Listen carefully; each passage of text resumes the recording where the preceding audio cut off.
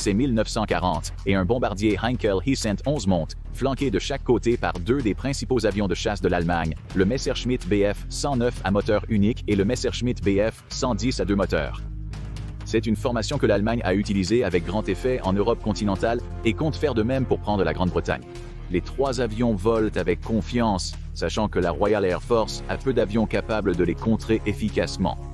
Puis l'impensable se produit.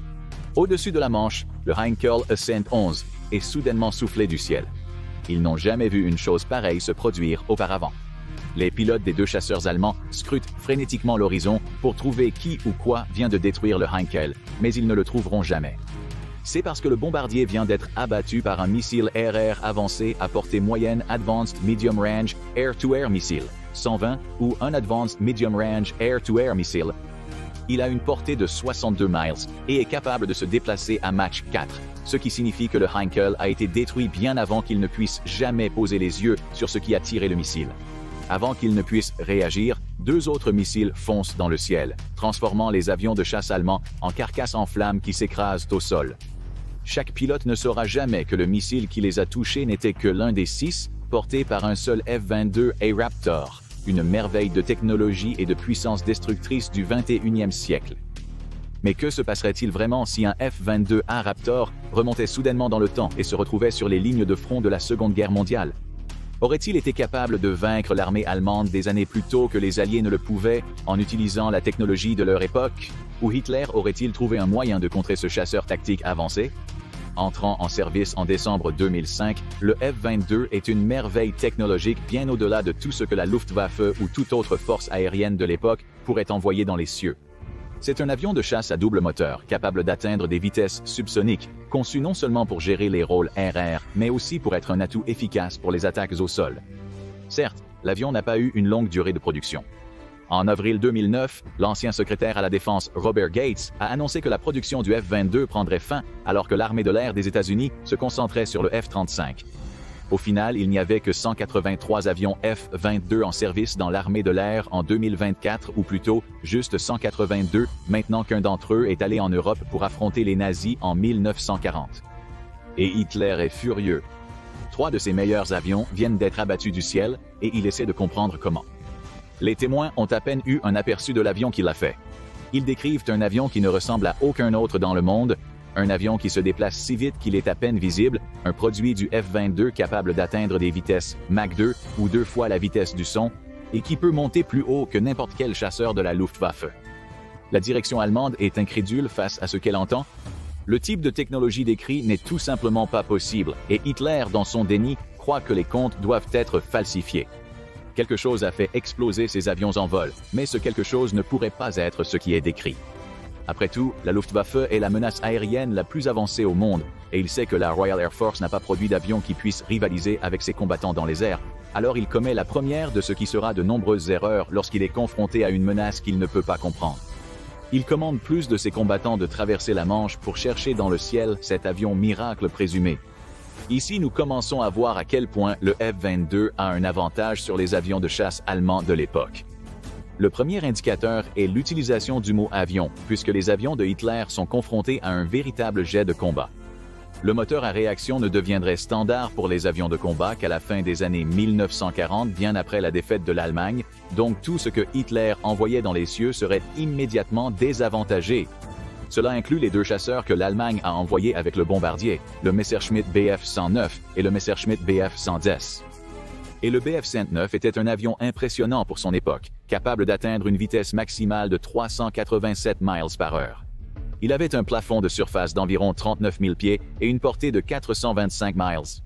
L'avion était équipé d'une paire de mitrailleuses de 13 mm, de 2 canons de 20 mm installés dans ses nacelles sous les ailes, et d'un autre canon de 20 mm tirant par le moyeu, toutes des armes appropriées pour les combats aériens dans lesquels il s'engagerait avec les chasseurs britanniques et alliés, mais aucune n'était adaptée pour affronter le F-22.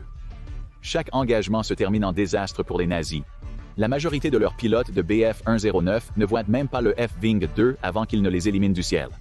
Il a un avantage clair sous la forme de ses missiles Advanced Medium Range Air-to-Air Missiles, 120, qui se déplacent beaucoup plus vite que les avions et peuvent être tirés à une distance qui rend impossible pour un Bf-109 de voir soit les missiles, soit l'avion qui les a tirés avant qu'il ne soit trop tard.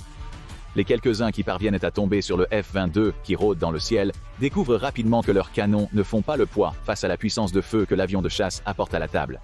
Le F-22 contre les canons de 13 et 20 mm du BF-109 facilement avec son propre canon M61A de 20 mm, qui est chargé de 480 cartouches et plus que capable de déchiqueter un BF-109 à courte portée.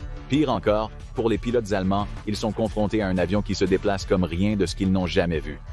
Théoriquement, leur canon pourrait abattre le F-22 du ciel s'ils parvenaient à toucher leur cible. Mais le F-22 se déplace presque 5 fois plus vite que le BF-109 et est capable de manœuvres aériennes qui rendent impossible pour les chasseurs allemands de cadrer un tir. Chasseur après chasseur est abattu du ciel, ce qui entraîne l'Allemagne à perdre plus d'une douzaine d'avions avant qu'elle ne doive abandonner ses tentatives initiales pour abattre le F-22. Seul le besoin de ravitaillement et de rechargement stoppe le chasseur à réaction américain. Les Bf-129 n'ont rien à opposer tant que le pilote du F-22 est prudent. Le Messerschmitt Bf-110 ne s'en sort pas mieux. Hitler organise une douzaine de ses avions pour affronter le F-22 plusieurs jours après avoir perdu autant de Bf-109. Sa logique est solide. Le Bf-110 à 2 moteurs est aussi piloté par 2 personnes. Un homme pilote l'avion tandis qu'un autre utilise ses canons pour éliminer l'ennemi. Selon Hitler, un artilleur concentré uniquement sur ce nouveau démon des cieux est peut-être nécessaire. Cet artilleur a accès à 4 mitrailleuses MG-17 de 7.9 de Ballem, ainsi qu'à une paire de MG FFM de 20 mm. Des canons FFM intégrés dans le nez du Bf-110. L'armement est complété par une mitrailleuse de 7.62 mm, tirant vers l'arrière intégrée dans le cockpit, une arme essentielle qui donne au Bf-110 une couverture pour les menaces qui viennent de derrière. Néanmoins, le chasseur allemand rencontre beaucoup des mêmes problèmes que son cousin à moteur unique. Aucun système n'est équipé pour faire face à quelque chose d'aussi rapide qu'un F-22. Quant aux canons du Bf-110, ils ne sont même pas capables de tirer les missiles du F-22 hors du ciel, sans parler de suivre un avion qui peut se déplacer à 1500 miles par heure. Les Bf-110 subissent le même sort que les Bf-109. En fait, le F-22 se débarrasse d'eux encore plus rapidement, aidé par le fait que le Bf-110 est plus lent que le Bf-109. Il ne peut voyager qu'à 349 miles par heure et est beaucoup plus grand grâce à son envergure de 53 pieds. Pire encore pour le Bf-110, il n'est pas capable de monter aussi haut que le chasseur à réaction voyageant dans le temps. Son plafond de service maximum est seulement de 33 000 pieds, comparé au F-22, qui peut voler plus haut que 50 000 pieds. Le chasseur à réaction survole les Bf-110, plongeant pour éliminer des avions isolés avec ses canons de 20 mm et en faisant exploser d'autres avec ses Advanced Medium Range Air-to-Air Missiles 120. C'est dans cette bataille que le F-22 introduit une nouvelle arme dans la mêlée, ses missiles Advanced Medium Range Air-to-Air Missiles 9 Sidewinder. Bien qu'il ne soit équipé que de 2 de ces missiles dans son équipement standard, le F-22 peut les utiliser efficacement pour éliminer les Bf-110. Chaque Sidewinder est équipé d'un système de guidage à infrarouge, d'un moteur à base de fusée et d'un détecteur de cible optique qui lui permet de suivre facilement un Bf-110. L'unité infrarouge est primordiale. Elle permet au Sidewinder de se diriger vers l'échappement chaud du moteur d'un avion ennemi, ne laissant aucune issue au Bf-110. Pire encore pour les pilotes de Bf-110 ainsi que pour tout autre pilote nazi assez malchanceux pour croiser le F-22 dans les cieux, l'Advanced Medium Range Air-to-Air Missile -9 est un missile à tir et oubli. Le F-22 peut simplement lâcher le missile et compter sur ses systèmes de guidage interne pour le diriger vers la cible, laissant le F-22 libre de sortir de portée ou de passer à un autre ennemi. Une fois libéré, le missile peut voyager à des vitesses supérieures à Mach 2,5, encore une fois bien trop rapide pour que les artilleurs du Bf-110 puissent suivre, et il a une portée allant jusqu'à 22 miles. Feu et oubli, en effet. En effet, Hitler est contraint de changer complètement la façon dont il utilise la Luftwaffe. Cependant, sa force aérienne n'est pas totalement dévastée et peut encore lui être utile. À la fin de la Seconde Guerre mondiale, l'Allemagne aura construit 119 871 avions, la Luftwaffe comptant au total 3 400 000 personnels. Malgré la puissance de ce chasseur à réaction temporelle, il ne peut pas détruire tous ces avions. Cependant, cela peut ajouter un risque considérable à toute future mission de bombardement. Hitler sait que le F-22 est équipé d'assez d'armes pour abattre une douzaine de ses bombardiers lors d'un seul engagement.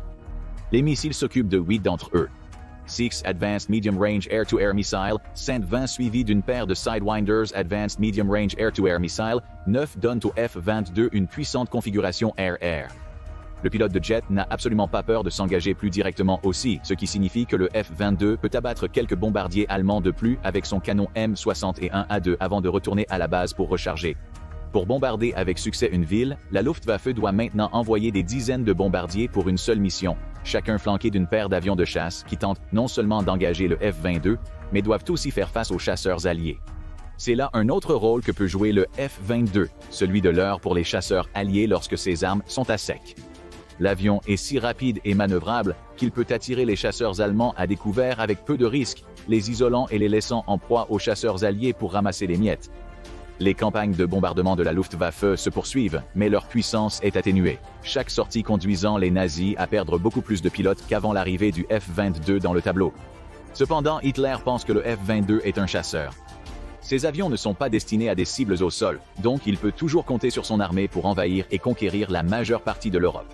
Oui, il perdra plus de soldats parce que le F-22 rend difficile de fournir un véritable soutien aérien ou de mener des bombardements, mais il a toujours des options. Hitler ne réalise pas que le F-22 peut non seulement contrer les missions de bombardement de la Luftwaffe, mais est aussi capable de mener lui-même ces missions. Alors que les Alliés ripostent et commencent à utiliser leurs avions pour bombarder les villes sous contrôle allemand, le F-22 joue un rôle pivot. Parfois, il accompagne les bombardiers avec les Spitfire, Mustang, Hurricanes et Thunderbolts des Alliés. Le F-22 n'est pas parfait dans ce rôle simplement parce qu'il ne peut pas être partout à la fois, mais il est généralement affecté à la garde d'un ou deux bombardiers, éliminant facilement tous les chasseurs allemands qui tentent de s'engager avant d'escorter les avions alliés de retour à la base. Plus inquiétant pour Hitler à son insu jusqu'au début, le F-22 est un chasseur multi-rôle. Cela signifie que la charge d'armes du F-22 peut être modifiée pour se concentrer sur les assauts air-sol, le transformant essentiellement en bombardier. Les Alliés en profitent en organisant des bombardements où le F-22 est le bombardier principal, étant plus qu'équipé pour cette tâche. Dans sa configuration air-sol, le jet peut être chargé soit d'une paire de Advanced Medium Range Air-to-Air Missiles, 120S et de deux bombes, Guided Bomb Unit, 32 Joint Direct Attack Munitions ou Joint Direct Attack Munitions, soit jusqu'à 8 systèmes d'armes à bombe de petit diamètre Guided Bomb Unit, 39 Bay ou Small Diameter Bomb. Dans la première configuration, le F-22 est une terreur dans les cieux et sur le sol. Les deux Advanced Medium Range Air-to-Air Missiles, 120 et le canon du jet lui permettent d'engager les combattants de la Luftwaffe qui tenteraient de s'interposer. Les Alliés complètent cette configuration air-air en s'assurant que le F-22 soit toujours escorté de Spitfires et d'avions similaires, lui offrant une marge de manœuvre au besoin. Cette étape est souvent inutile. Le F-22, extrêmement rapide, surpasse largement les chasseurs de la Luftwaffe en portée, les dépassant aisément. C'est si même il les engage en premier lieu. Après tout, le F-22 dispose d'un radar AN/APG-77, une technologie qui n'existe pas pour la Luftwaffe, qui lui permet de savoir quand un chasseur allemand pourrait entrer dans une portée bien avant que le chasseur n'établisse un visuel sur le F-22 beaucoup plus rapide. Quant au GDAM, chacun peut être chargé d'une ogive qui varie de 500 à 2000 livres. Ces derniers sont presque 2 fois plus puissants que les bombes de 1102 livres que la Luftwaffe utiliserait à l'occasion, et sont certainement beaucoup plus puissants que les bombes de 110 et 330 livres que l'armée de l'air allemande utilisait généralement. Le Joint Direct Attack Munition lui-même n'est pas réellement une bombe. Plutôt, c'est un kit de guidage basé sur la queue que le pilote du F-22 peut utiliser pour convertir des bombes en chute libre, comme celles généralement utilisées pendant la Seconde Guerre mondiale, en munitions intelligentes.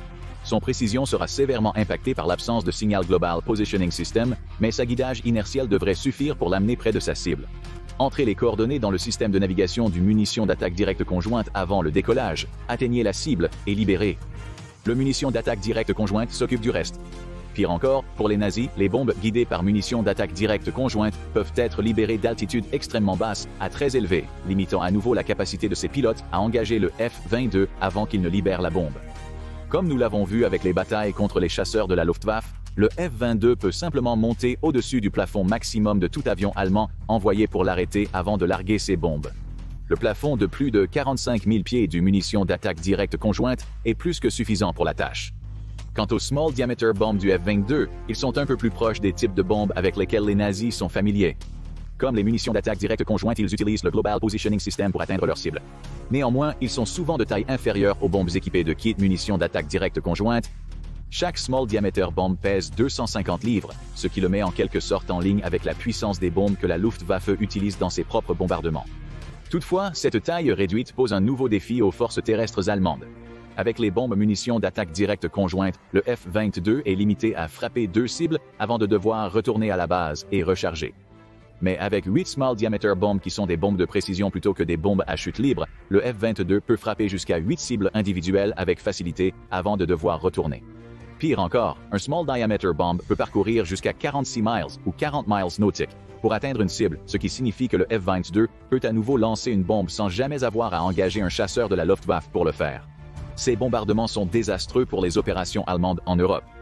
Chaque centre de commandement qu'il établit devient une cible. Chaque opération impliquant de grands groupes de soldats est parsemée de bombes par un avion qui a assez de portée pour frapper un endroit, se rendre à un autre pour une deuxième frappe, et lorsqu'il est chargé de Small Diameter Bombs, continue le schéma pour dévaster les opérations au sol des nazis. Les chars n'ont aucune réponse à ces bombardements, car le F-22 est capable de les réduire en miettes avec un coup direct. Ce qui inquiète encore plus les nazis, c'est que les bombes et missiles précis du combattant voyageur dans le temps peuvent frapper n'importe quel navire de guerre de surface utilisé pour gagner l'aspect naval de la Seconde Guerre mondiale. Les 2 navires de la classe Scharnhorst de la Kriegsmarine, la marine allemande, sont éliminés sans problème peu de temps après avoir participé à l'invasion de la Norvège en 1940. L'Allemagne ne construit même pas les 2 navires de la classe Bismarck, qui succèdent normalement à ceux de la classe Scharnhorst. Elle sait qu'aucun navire qu'elle pourrait construire ne serait capable de résister aux armes du F-22. Hitler change alors de stratégie et se focalise sur le développement d'armes destinées à contrer le F-22. Le premier est le V1, aussi appelé Buzz Bomb ou Doodle Bug, en raison de son bourdonnement distinctif. Cette première génération d'armes guidées pourrait être utilisée non pas pour éliminer le F-22 lui-même, mais plutôt les aérodromes et l'infrastructure dont il dépendrait pour continuer à fonctionner. Introduit dans la guerre en juin 1944, le F-1 est crédité comme étant le premier missile de croisière opérationnel au monde. L'Allemagne en a bien profité dans la chronologie originale, lançant environ 20 000 V1 sur des cibles alliées entre juin 1944 et mars 1945. Mieux encore pour les nazis, le missile de croisière peut être chargé dans beaucoup de ces avions, y compris les Heinkel He-111, qui ont si souvent ressenti la colère du F-22. C'est un missile puissant capable de parcourir jusqu'à 150 miles lorsqu'il est chargé avec une ogive d'1 tonne. Le problème est que l'arme est extrêmement imprécise. Malgré sa rapidité et sa portée correcte, il ne dispose pas des systèmes de ciblage intégrés dans les bombes et missiles du F-22. La seule autre défense possible de l'Allemagne est le Flak 36, un système anti-aérien bien assez polyvalent pour tirer ce qui lui permettait d'éliminer des chars. Le Flak 36 est entré en service en 1936 et est rapidement devenu l'un des systèmes d'armes les plus respectés d'Allemagne. Doté d'un mécanisme d'autochargement et bâti sur un socle cruciforme. Le canon utilise un baril contenant un trio de doublures qui sont remplacées lorsqu'elles s'usent et réduisent le besoin de changer l'ensemble du baril à intervalles réguliers, et les nazis ont 11 000 de ces canons en service en août 1944.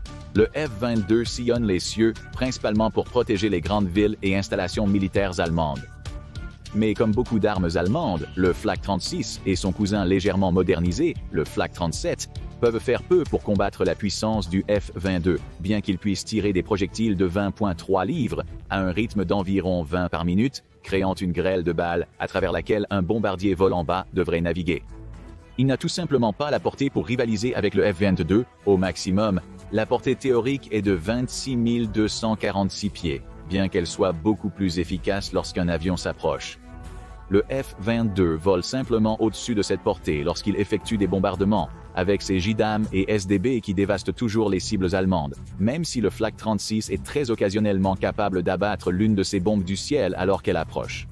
Bien plus souvent, le F-22 choisit simplement le Flak 36 et le Flak 37 comme cible.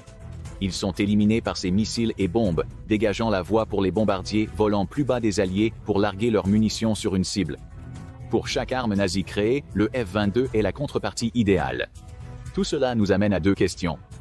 Les Alliés auraient-ils pu gagner la Seconde Guerre mondiale avec le F-22 seul, et que, le cas échéant, l'Allemagne aurait-elle pu faire pour contrer la menace du chasseur américain? En commençant par la question de savoir si un seul F-22 suffirait pour gagner, malheureusement pour les Alliés, un seul de ces jets ne suffirait pas. Le F-22 serait une arme puissante que les Alliés pourraient utiliser de multiples façons, comme vous l'avez découvert, mais ce ne serait pas l'arme parfaite. Premièrement, sa charge utile est limitée. La charge utile RR est limitée à 8 missiles et environ 450 tours pour le canon de 20 mm. Une fois ses armes épuisées, le F-22 doit retourner à la base pour se réarmer avant de reprendre le combat. De même, la charge utile air-sol voit soit le F-22 emporter une paire de bombes extrêmement puissantes, soit jusqu'à 8 SDB, ce qui signifie à nouveau qu'il serait limité par son besoin de recharger.